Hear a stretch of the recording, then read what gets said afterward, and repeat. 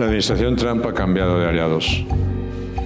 Sus aliados ya no son los europeos ni son los ucranianos, sus aliados son los rusos. Quieren un acuerdo con los rusos y van a tener un acuerdo con los rusos. El problema es a costa de qué va a ser ese acuerdo. Eso tendrá unas consecuencias muy graves en todo el mundo. Estamos donde no debemos estar y por lo tanto nuestro papel es ninguno. Parece que todo el mundo habla que hay un cambio de orden mundial. Parece que la mayor parte de los analistas creen que estamos ante una nueva era, un nuevo escenario internacional con la llegada del presidente Trump a Estados Unidos. Parece que los ejes de poder están en Washington y en Pekín. Parece que todo cambia, las reglas de juego cambian y parece que el escenario cambia. ¿Cuál es la visión, una visión general, el análisis general que hace usted de esta situación nueva? Sin duda es un cambio de era.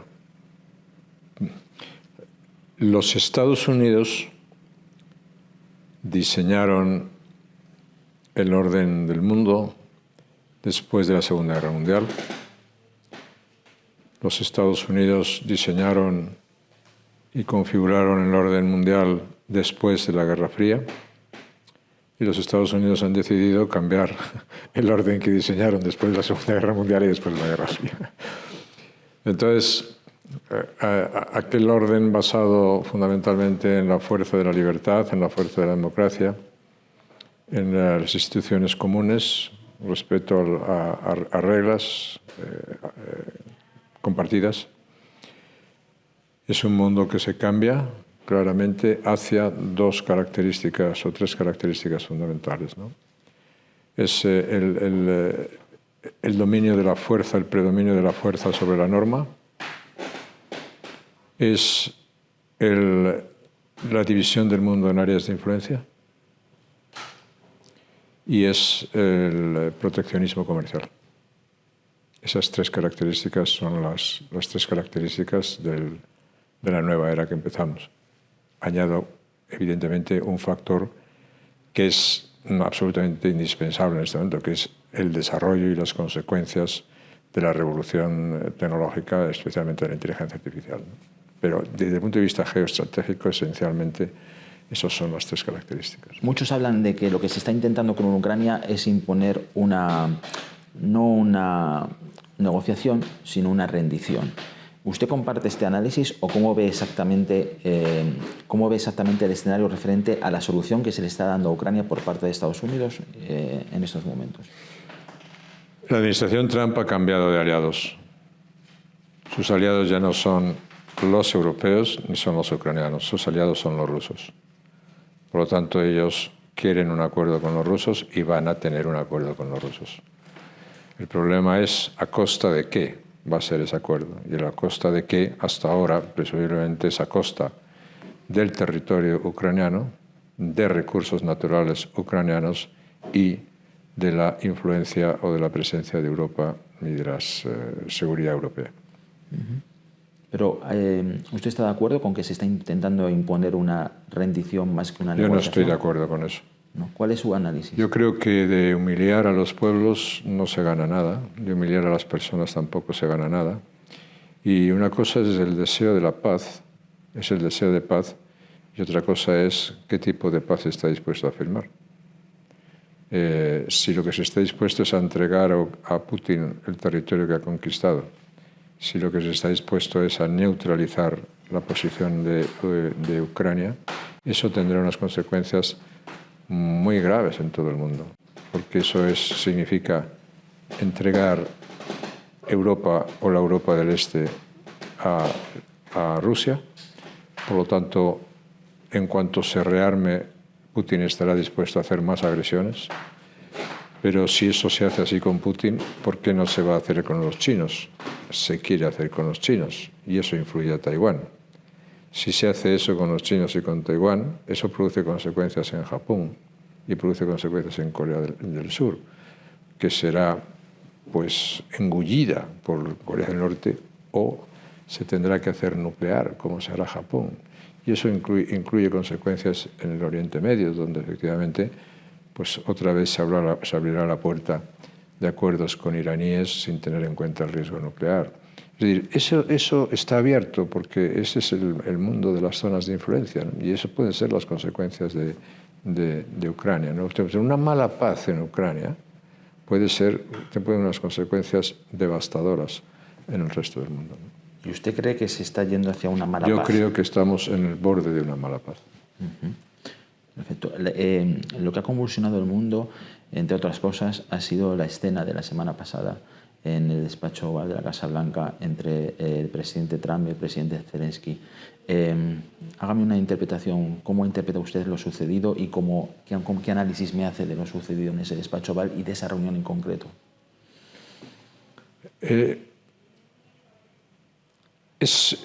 Hay un fondo político.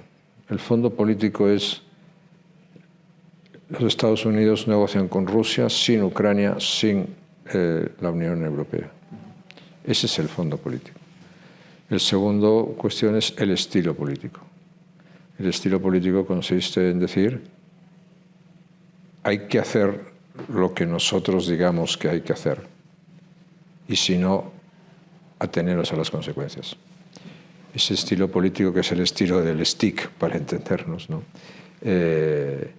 Pues es un estilo político que, televisado, ha supuesto un gran shock para todo el mundo, ¿no? Pero es exactamente lo que hay en este momento desde el punto de vista del ejercicio del poder por parte de la administración Trump. Por eso he dicho antes que la política de las normas, la política de las reglas, ha sido sustituida por la política de la fuerza, no solamente entre Estados, sino también entre las relaciones entre dirigentes políticos. ¿Es reconducible esa situación que se vivió en ese despacho Oval según su criterio, o es una humillación tan impresionante que es una situación que no puede tener mucho reverso? Todo es posible reconducirlo. Lo que pasa que para reconducirlo hace falta que las políticas, si las políticas varían, es más fácil reconducirlo. El elemento sustancial no es tanto una conducta, un comportamiento. El elemento sustancial es la política que hay de fondo, ¿no? Es decir, yo creo que la administración, que el presidente Trump no busca ya solamente hacer determinados acuerdos. Tiene una serie de políticas que pueden terminar en unos acuerdos, ¿no? Pero no hace cosas para buscar un acuerdo, sino que tiene una serie de políticas que se materializan en acuerdos, que es distinto. ¿Cómo ve usted el papel que está jugando Europa ahora mismo ante el escenario internacional que estamos viviendo y cuál es el que debería de jugar?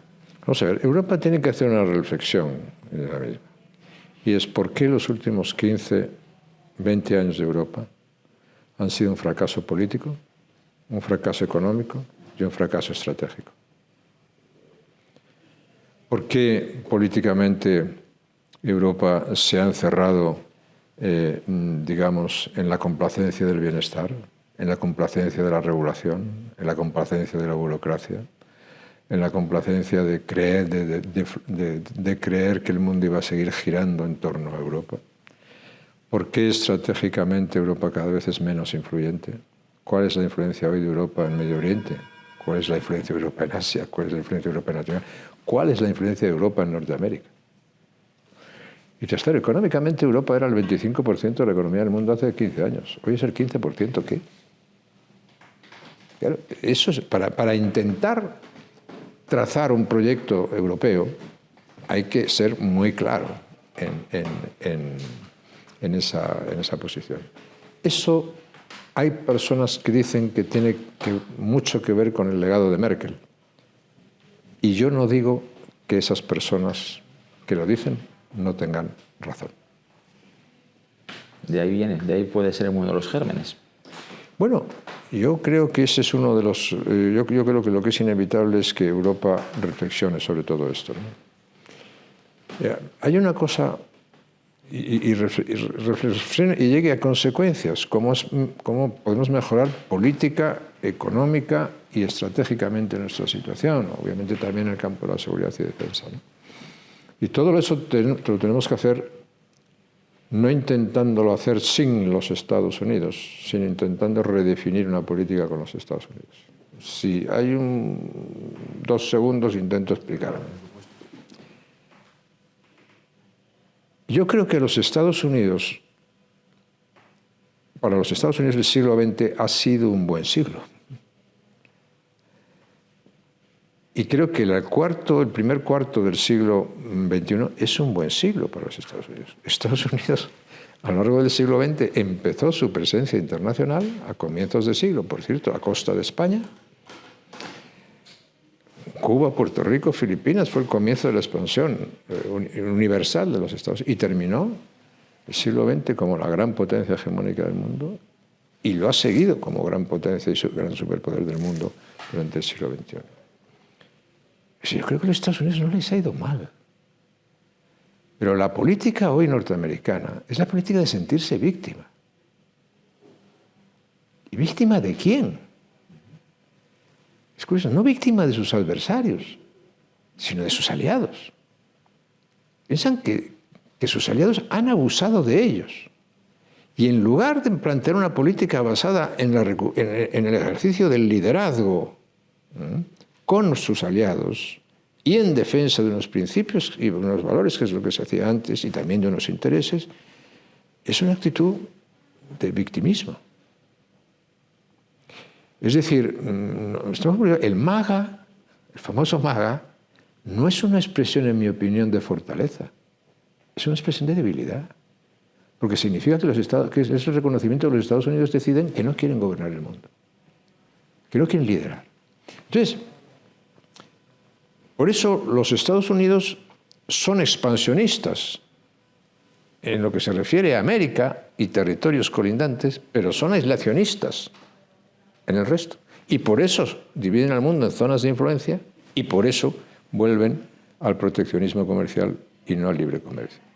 Pero todo eso no es expresión de una invitación al liderazgo. No es una expresión, por decirlo de esa manera, reaganiana de una invitación. Es una expresión de victimismo. Y eso no tiene sentido cuando se ve lo que ha sido Europa. Entonces, la definición que Europa tiene que hacer en el futuro no es una definición sin los Estados Unidos. Es pensar, si nosotros hemos estado, después de la Segunda Guerra Mundial, en un orden que ahora se da por caducado, pero basado en un pacto político y con unas consecuencias económicas y de seguridad, ¿cómo redefinimos y cómo reorientamos ese pacto y esa política? Eso es lo que yo creo que Europa se tiene que plantear seriamente, ¿no? Y ojalá sea capaz de hacerlo, ¿no? Para eso se necesita mucho liderazgo y se necesita mucha decisión. Si no, Europa pues, seguirá siendo una parte cada vez no solamente más no influyente, sino seguirá siendo cada vez una parte menos representativa, más marginal en los asuntos del mundo. Hay una palabra ahí que ha dicho usted ahora mismo, que es liderazgo, ¿no? Hay una crisis de liderazgo en Europa. No existen líderes en Europa capaces de abanderar ese proyecto en el que usted está hablando. No hay líderes y no hay proyectos. Y en consecuencia, pues eso es un problema. Y además de eso, hemos tenido el Brexit y además de eso, ahora tenemos que hacer política también intentando recuperar al Reino Unido sin que eso suponga la vuelta del Reino Unido a la Unión Europea, pero hacerlo lo más inteligente y lo más provechoso posible, ¿no? Sobre esas cuestiones es sobre las cuales estratégicamente no solamente hay que reflexionar, sino que hay que actuar, ¿no? ¿Y cómo se soluciona la falta de liderazgo? Vamos a ver, Europa tiene que corregir muchas cosas, ¿no? La falta de liderazgo es una decisión de los pueblos, ¿no? Pero ahora vivimos tiempos en los cuales el populismo es la regla, ¿no? Vamos a empezar por eso. Y yo creo en la democracia liberal, me defino como un demócrata liberal y creo en las reglas que han definido la democracia liberal en el mundo. Es decir, creo en la libertad, creo en la economía libre, creo en el libre comercio, creo en el pluralismo, creo en la tolerancia, creo en el imperio de la ley. Eso son las creencias y son los elementos fundamentales que tenemos que recuperar. El populismo bien a un lado, bien de otro lado, lo que arrasa son las democracias liberales. Y aquí ya no estamos en un problema en que las democracias liberales tienen un problema con los sistemas autoritarios, que lo tienen. Tenemos un problema con los populismos, que lo tenemos. Y no estamos en el mejor momento de las democracias liberales. Y esto usted podría decir, oiga, tampoco lo estaba Europa en los años 30 del siglo pasado, y tendría toda la razón en decirlo. No estamos en el mejor de los momentos. ¿Y qué precio tuvo que pagar la democracia liberal? Pues tuvo que pagar un precio enorme, máximo, ¿no? Por lo tanto, empecemos por eso, ¿no? Empecemos por eso, empecemos por defender nuestras posiciones y por decir que los populismos no son las soluciones, ¿no? Luego hay muchas articulaciones políticas, ¿no? Europa ha cometido muchos errores de exceso de regulación, expulsión de las empresas, definición de objetivos políticos basados en la comodidad y en la dependencia, totalmente dependientes de energía, totalmente alejados de la realidad en cuanto a las situaciones energéticas, de objetivos incumplibles. Hemos perdido la revolución tecnológica, no podemos recuperar. Han huido multitud de empresas. No hemos sabido tratar el problema de la inmigración. Es decir, es una lista en la cual tienes... nuestro mercado único no funciona como debería funcionar. Eso es lo que hay que poner encima. La última iniciativa importante europea que yo he visto, yo la conocí en el año 2000, que fue la Agenda de Lisboa. El propósito de esa Agenda de Lisboa era convertir a Europa en la zona económica más importante del mundo en el año 2010.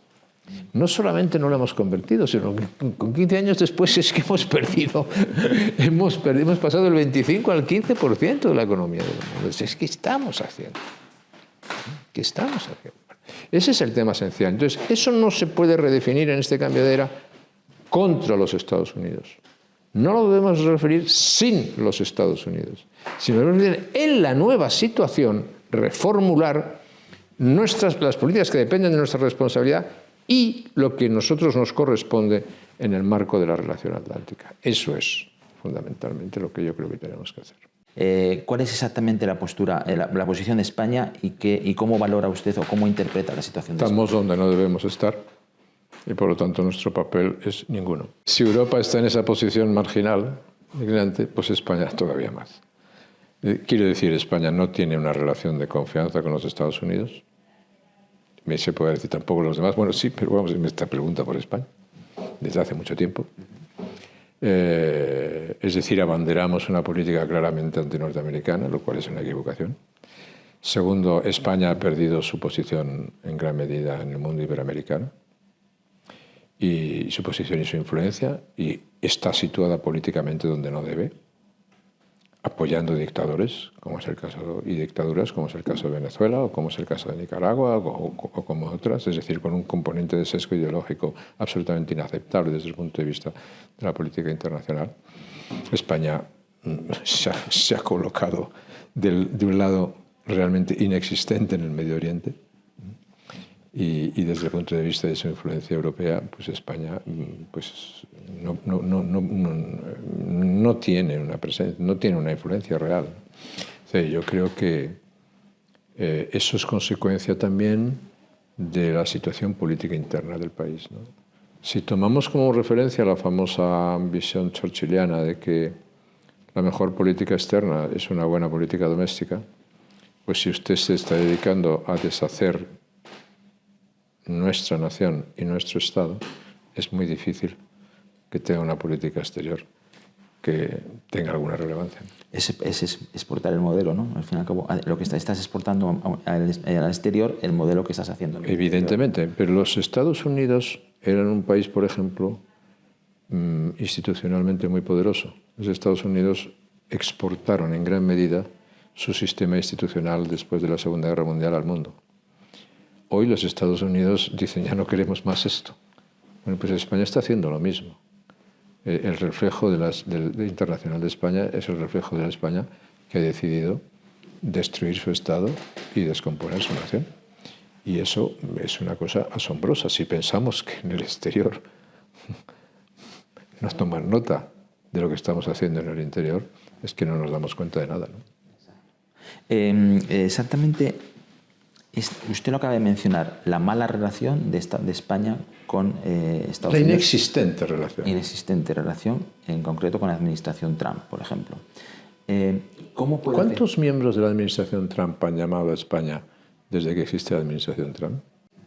para hablar de algo, o para decir buenos días, o para decir qué tal están ustedes. ¿Cuántos? Puede. ¿Y cómo puede afectar eso a España? Es decir, la enemistad y la relación inexistente entre España y esta administración norteamericana, ¿cómo puede afectar a España? ¿Puede tener alguna repercusión concreta en España? Pienso, por ejemplo, en casos como, por ejemplo, Ceuta y Melilla, o pienso, por ejemplo, en las relaciones con Marruecos. ¿Cómo puede afectar a España una relación inexistente entre el gobierno actual y la administración? La diferencia es que la relación de España es casi inexistente. La relación con Marruecos es existente. Es decir, España tiene unos problemas. Necesitamos nosotros, los españoles, si queremos que persista y que perviva la nación española, tendremos que mantener el control del Estado y el control de las instituciones nacionales sobre nuestras fronteras, no cedérselas a nadie. Tenemos que garantizar nuestra seguridad y tenemos que evaluar nuestros riesgos. Nuestros riesgos no solamente están en la desestabilización de Europa por motivo de la guerra de Ucrania, que también. Nuestros riesgos vienen también por el sur, evidentemente. Y sobre esos riesgos es sobre los que tenemos que también que pensar y reflexionar qué es lo que estamos haciendo. Si nosotros no tenemos una capacidad de seguridad y de defensa suficiente, si nosotros no somos activos en aumentar esa seguridad, si nosotros no estamos en buena relación con uno de los garantes de la seguridad, nos arriesgamos a tener problemas. Y entonces de eso tenemos que ser muy conscientes, ¿no? España es un eslabón débil de una cadena débil. Y eso pues lo tenemos que tener bien presente. ¿Podemos no serlo? Podemos no serlo. ¿Podemos dejar de serlo? Podemos dejar de serlo. ¿Podemos ser un eslabón fuerte de intentar que la cadena sea más fuerte? Sí, lo podemos hacer. ¿Tenemos capacidad de hacerlo? Sí. Ahora, lo que tenemos es tener la voluntad de hacerlo, la decisión de hacerlo y hacerlo. Cuando lo hemos intentado en otros momentos, se ha conseguido. Y no hay ninguna razón para que no se consiga ahora. Pero la política interna española, este proceso de autodestrucción cada vez más rápido, esto tiene que terminar. Vamos a hablar del gasto de defensa, que es el gran debate, ¿no?, en este escenario. ¿Cómo se consigue, cómo se articula parece ser inevitable aumento de la inversión en defensa? ¿Cómo se puede hacer esto? ¿Cómo se puede retomar cómo se puede afrontar este problema? Es que yo matizaría. Lo que no podemos ahora es volver otra vez a decir, mire usted, nosotros no gastamos nada en defensa porque nuestra defensa y la seguridad la garantizaba la OTAN y los Estados Unidos. Muy bien. Y ahora decimos, como la OTAN la OTAN y los Estados Unidos ya no van a garantizar del todo nuestra seguridad, del todo, en parte o nada nuestra seguridad, pues tenemos que hacer un gasto inmenso en defensa. No, oiga, mire usted, ¿en qué lo quiere hacer? Es decir, ¿cuáles son sus riesgos? ¿Cuáles son sus elementos, lo que necesita usted desde el punto de vista de la seguridad? Y entonces, a partir de ese momento, decide usted lo que tiene que gastar. Porque no es tanto como decir hay que gastar 25.000 millones al año en defensa, 25.000 millones adicionales. Es decir, ¿en qué lo vamos a gastar? ¿Qué es lo que necesitamos para ser seguros, para sentirnos seguros, para eliminar nuestros riesgos, para promover estabilidad, para tener una cierta capacidad de disuasión?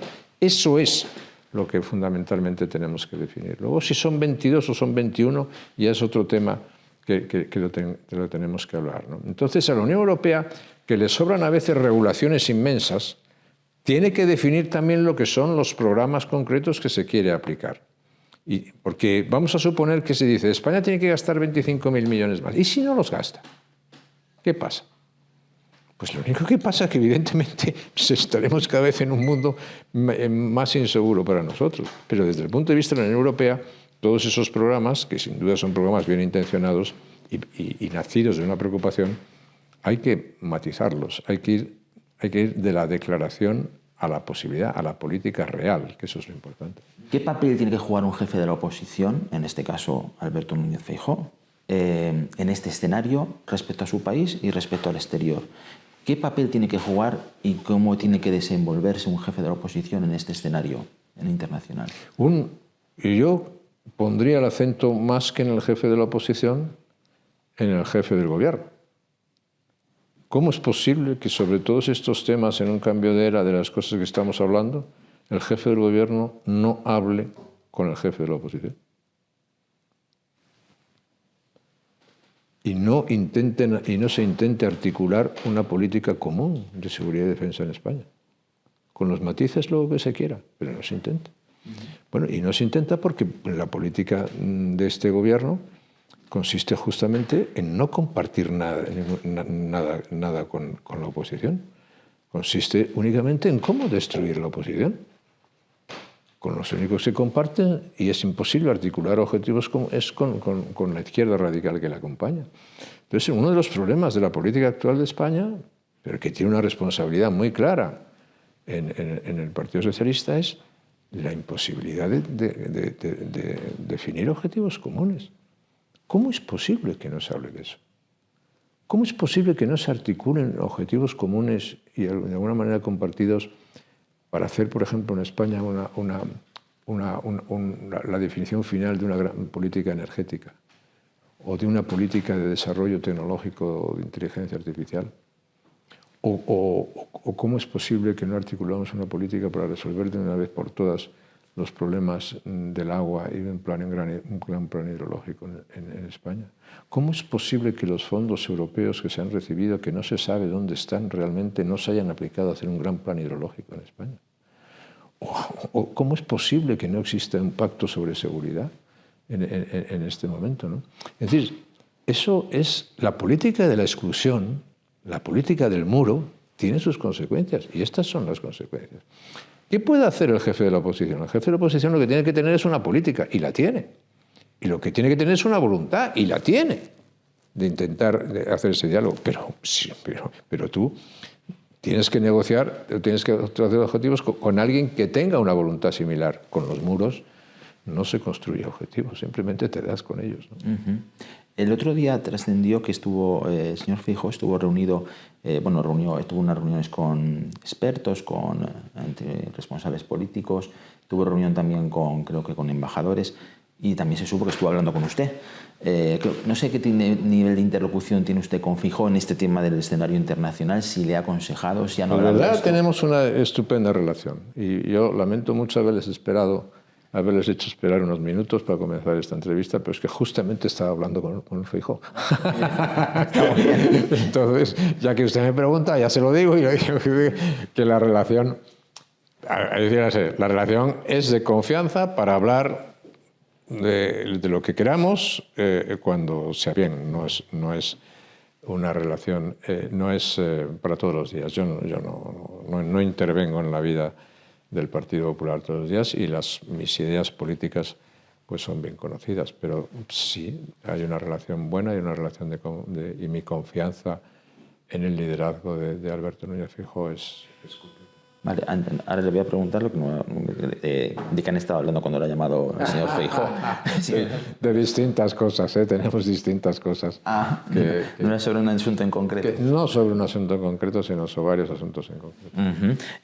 Usted es una persona, usted es el presidente del gobierno de España que mejor relación ha tenido con la administración norteamericana, posiblemente en los últimos tiempos. ¿Usted le aconsejaba al señor Feijóo una guía de cómo puede él, ante la inacción por parte del gobierno de España, cómo él puede hacer por su propia iniciativa una acción europea, una agenda europea? He hablado con él de cómo veo las cosas, ¿no? Quiere decir, yo no doy consejos. A mí se me puede pedir mi opinión y la doy. Si no se me pide, pues lo que sea. Pero, mire, Trump, en su discurso inaugural, citó 2 presidentes americanos. Aquí, en líneas generales, pasó muy desapercibido, pero citó como referencia 2 presidentes, que eran McKinley y Theodore Roosevelt. McKinley antes de ser presidente, era conocido por ser el senador que defendía todas las tarifas posibles del mundo en favor de los Estados Unidos. Le llamaban el Napoleón de las tarifas. McKinley luego fue presidente y siguió con su política de tarifas. ¿Por qué le cita Trump? Por eso. Pero McKinley fue, como he dicho, el que empieza la expansión universal. ¿Y cómo comienza la expansión universal? McKinley dice, ¿cuál es la parte más débil hoy en el escenario mundial? El resto del Imperio Español. Me quedo con el resto del Imperio Español. Y ahí es donde se acaban Guam, Filipinas, Cuba y Puerto Rico. Muy bien. ¿Qué quiere decir ahora McCain, sobre todo fijándose en Cuba y en Puerto Rico? Es yo quiero expandir mi territorio. Trump quiere expandir mi territorio en América. ¿Por qué? Y es por lo que habla de Canadá, y por lo que habla de Panamá, y por lo que habla de Groenlandia, que si usted mira el mapa está cerca. Ellos lo consideran que está cerca. Bueno, pues por eso. O sea, Trump es expansionista en América y aislacionista en el resto del mundo. Y eso es McKinley, y eso es Theodore Roosevelt. Y por eso él tiene esas dos referencias. Desgraciadamente aquí, cuando... Yo creo que ustedes si preguntan, no sé cuántos ministros hay en España ahora mismo, pero si les pregunta a cualquiera quién era McKinley o quién era Theodore Roosevelt, pues evidentemente le van a decir de qué me está usted hablando, ¿no? Bueno, pues eso. Para empezar, hay que enterarse de las cosas para intentar comprenderlas bien y luego para intentar explicarlas. Lo que digo es,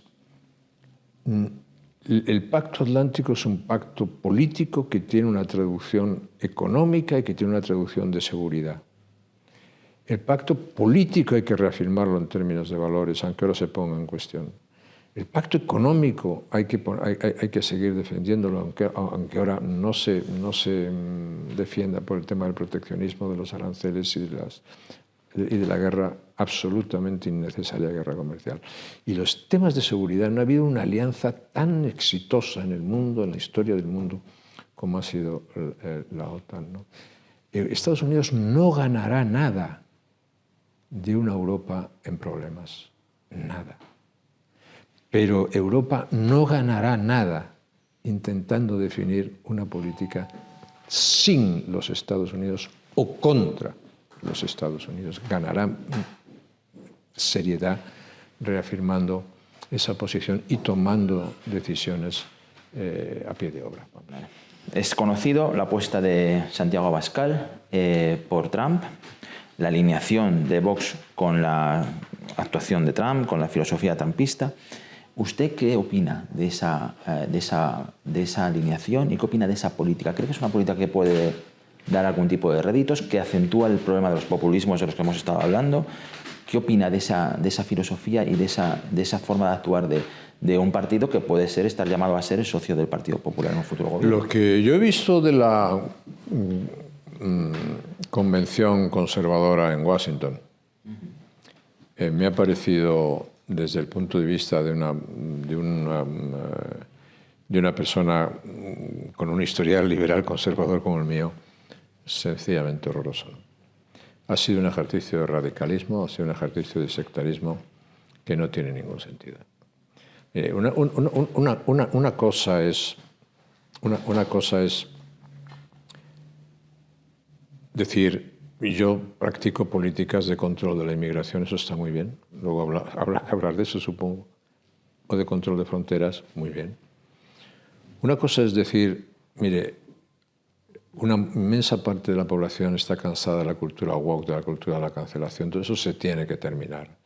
Porque no se puede estar uno condenando a sí mismo permanentemente, y condenando su historia, ni condenando sus creencias, ni condenando a los demás. Eso no tiene ningún sentido.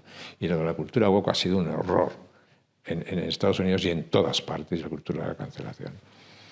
Y otra cosa distinta es el extremismo político, el radicalismo político basado en un populismo arrasador de todo, ¿no?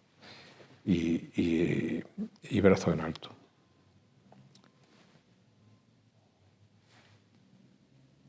¿Qué? ¿A dónde lleva eso? Yo no puedo compartir eso. Entonces a mí eso me parece absolutamente absurdo. ¿A usted le parece bien las tarifas, que se establezcan tarifas sobre Europa? ¿Le parece bien que se establezcan tarifas sobre España? ¿Por qué? ¿Le parece bien una guerra mundial comercial? ¿Le parece bien un proteccionismo comercial y que se acabe el libre comercio?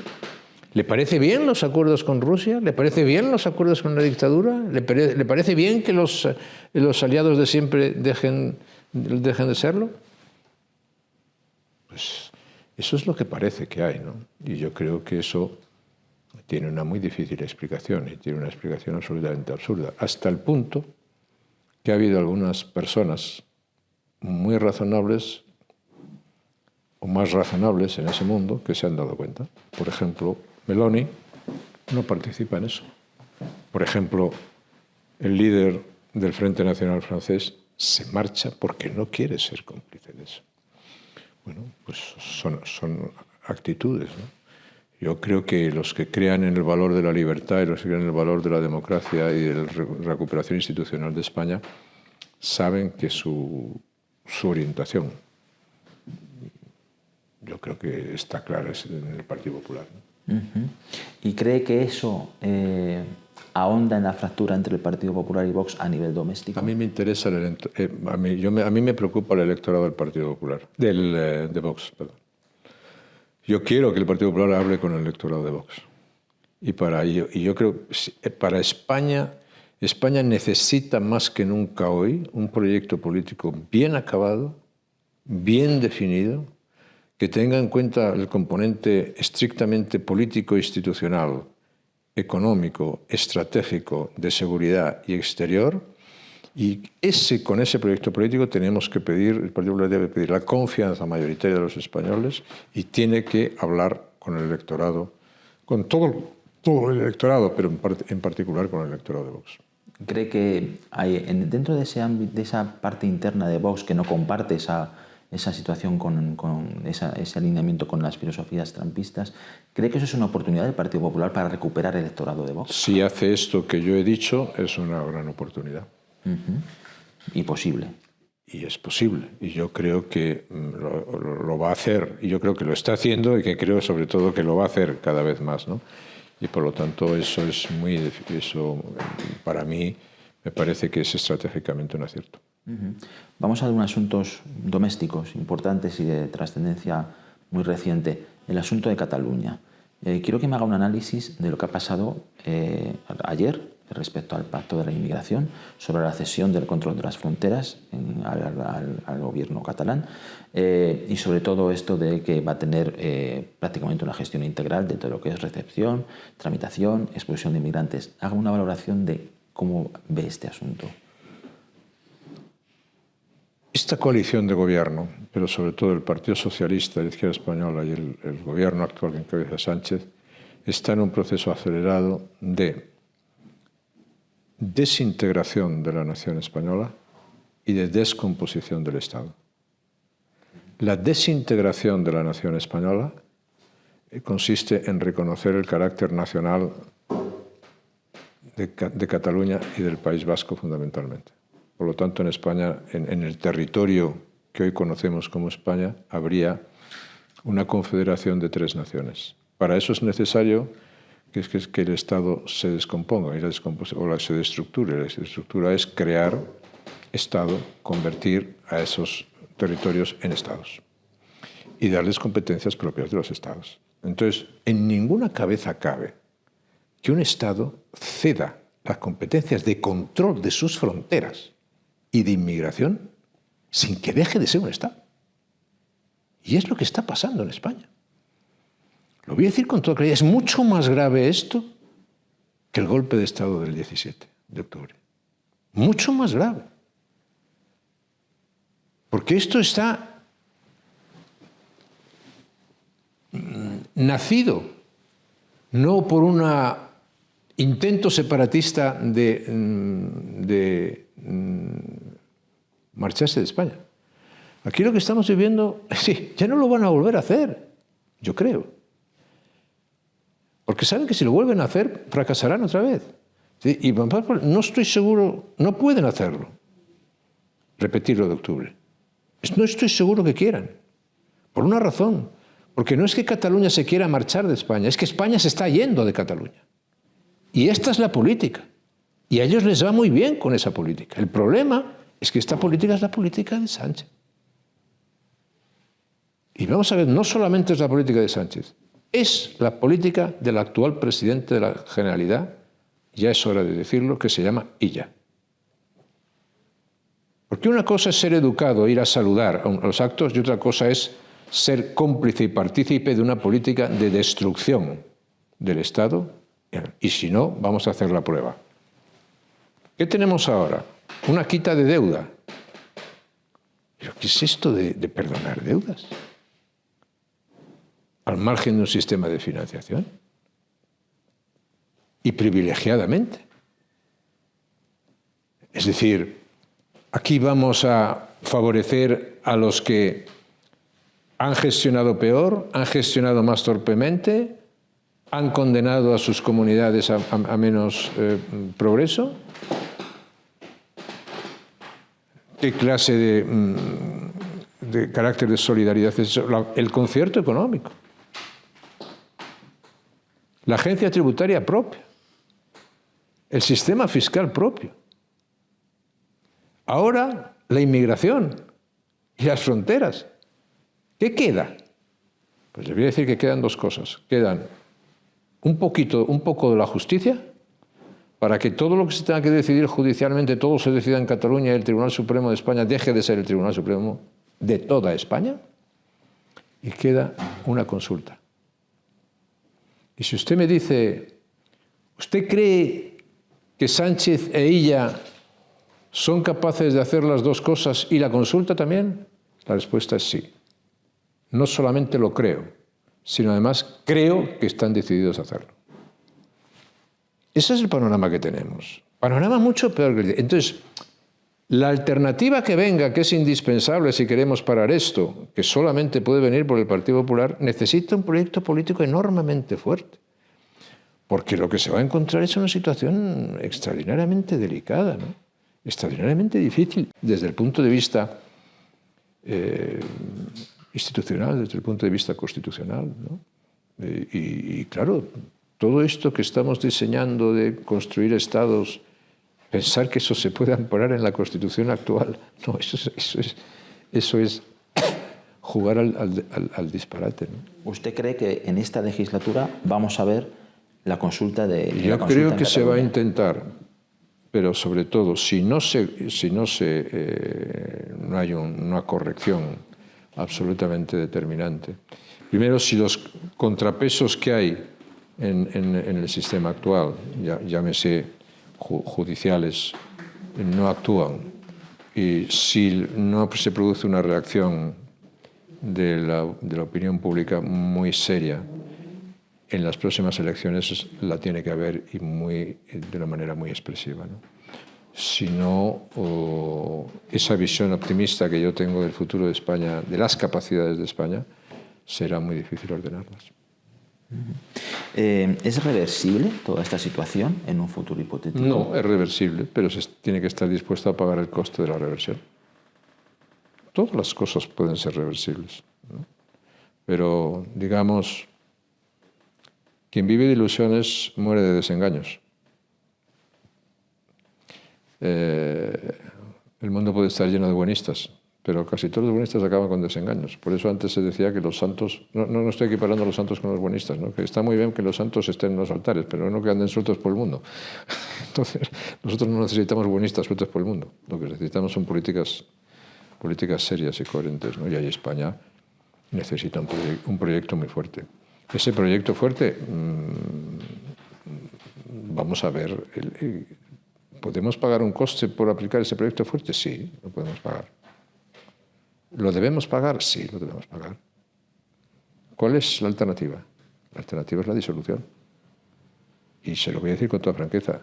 Yo no estoy dispuesto a ver la disolución de la nación española, la conversión de la nación española en 3 o 4 naciones, ni la disolución del Estado español en 3 o 4 estados en el exterior. No estoy dispuesto a vivir eso. No quiero vivir eso y voy a hacer todo lo posible porque eso no se produzca. Y hay una cosa que me llama la atención de la que ha dicho usted. La sociedad española tiene que ser capaz de poner freno a esto, tiene que ser la que también juega un papel importante de revulsivo o de cambio de... ¿Usted no tiene la percepción de que hay una cierta sensación de narcotización de la sociedad española, de que la sociedad española está un poco... Hemos llegado a un punto en que nada nos sorprende o que hemos llegado a un punto en el que nos acostumbramos a todo y no se reacciona. Las cosas pasan a tal velocidad y tan deprisa que la capacidad de reacción y la capacidad de asombro está sobrepasada.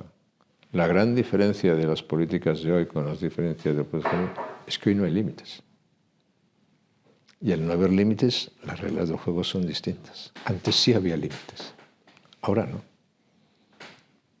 Ahora, mire usted, hay una persona que está dispuesta, hay un jefe de gobierno, Sánchez, que está dispuesto a hacer lo que sea, a ceder lo que sea, incluso a construir unos estados artificiales o reconocer unas naciones inexistentes para seguir en el gobierno. Hay un fiscal procesado.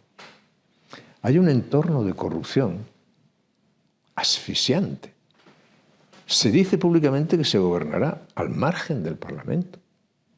Se mandan normas al Parlamento que no tienen la forma jurídica que debían tener para evitar los informes preceptivos. Se declara una guerra a los jueces. ¿Pero qué es esto? ¿Qué es esto? Entonces, hay una parte de la sociedad que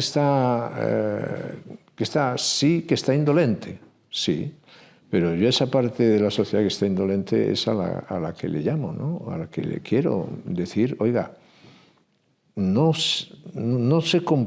hay complacencia en la indolencia, porque si la hay, las consecuencias que usted va a tener después van a ser mucho peores, ¿no? Téngase. Ahora, yo he sido un político lo suficientemente realista y pragmático para saber que los riesgos tienen que estar muy cerca para que mucha gente los perciba o tenga la sensación de percibirlos, ¿no? En este escenario internacional, uno de los grandes problemas es el problema de la emigración en el contexto internacional. Usted ha hecho referencia a ese problema como uno de los problemas básicos a los que Europa no ha sabido enfrentarse y, por supuesto, en España es un problema vital.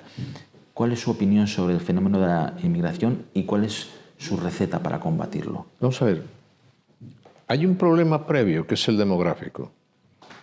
O sea, el invierno demográfico, tendremos que hablar de él, también de eso tendremos que hablar. De cómo construimos un futuro cada vez como una demografía declinante. Y ese futuro con esa demografía declinante, en gran medida, solo en una parte puede estar limitado por la inmigración. Yo soy partidario de que en España pueda haber inmigración legal y soy partidario de que esa inmigración legal se ordene fundamentalmente en flujos desde los países hispanoamericanos. Eso es lo que yo deseo para España. Lo necesitamos y lo debemos organizar de esa manera. La inmigración no ha sido un problema en España hasta hace poco tiempo. Lo ha empezado a ser por la dejación también de esas políticas por parte del gobierno. Pero escúcheme usted, que ahora se diga y se esté dispuesto a ceder las competencias de inmigración a una comunidad autónoma, que habrá otra que la quiera enseguida,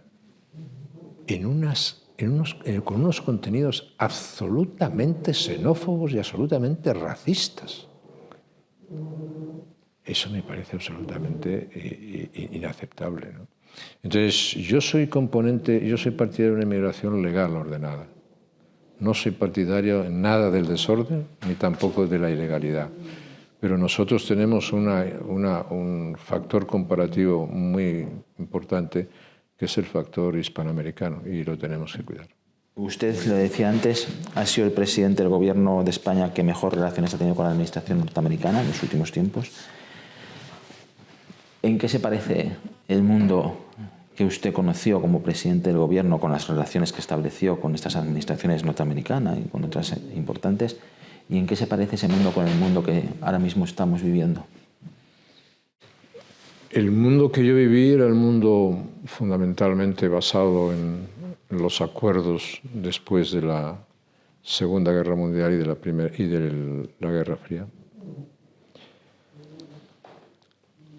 Era el mundo basado en los pactos atlánticos, en la idea de la libertad, de la democracia, del Estado de Derecho, del pluralismo.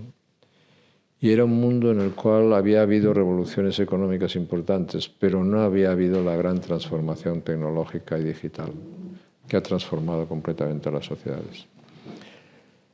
Estamos viviendo dos factores totalmente disruptivos. Estratégicamente, un mundo que se acaba por decisión política, y desde el punto de vista político, estratégico, existencial, cultural, la revolución tecnológica más importante que ha tenido la humanidad en toda su historia, que es el desarrollo de la inteligencia artificial. Eso en mi época todavía no había empezado. Por lo tanto, hay muchos factores distintos. Pero lo que no debe ser distinto son ni las actitudes ni los conceptos básicos a la hora de definir las políticas, que es, yo creo, que lo más relevante y lo más importante. Esos conceptos permanecen, ¿no? El sentido de la responsabilidad, el buen orden, las buenas decisiones, el diálogo, la capacidad de decidir, capacidad de decisión, todo eso sigue igual.